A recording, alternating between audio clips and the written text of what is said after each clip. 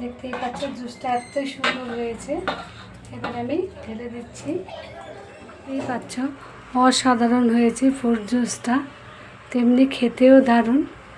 একবার অন্তত বাড়িতে করে খেয়ে দেখো বন্ধুরা। আজকে নীল ষষ্ঠী, তারপরে আবার একাদশী। আমার ছেলে আজকে প্রথম একাদশী করছে, কারণ পৈতে হয়েছে, তারপর থেকে এই প্রথম একাদশী হয়েছে। তাই আজকে আমি একাদশীর খাবার তৈরি করছি।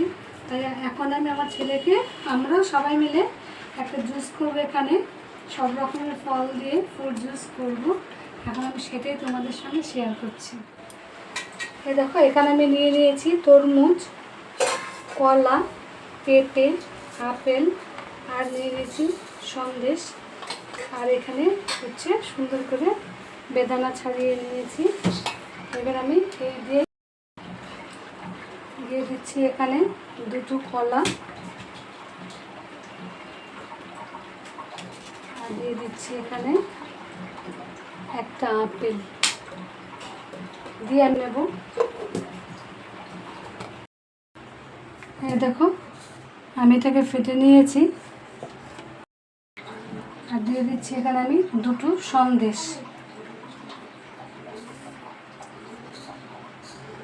দিয়ে দিচ্ছি এখানে 4 চামচ চিনি, আর দিয়ে দিচ্ছি এখানে বিট নুন। দেখো, আমি আবার ফেটে নিয়েছি ভালো করে। দেখতেই পাচ্ছ জুসটা এত সুন্দর হয়েছে। আমি এবার এটাকে ছাঁকনিতে ছেঁকে নিচ্ছি।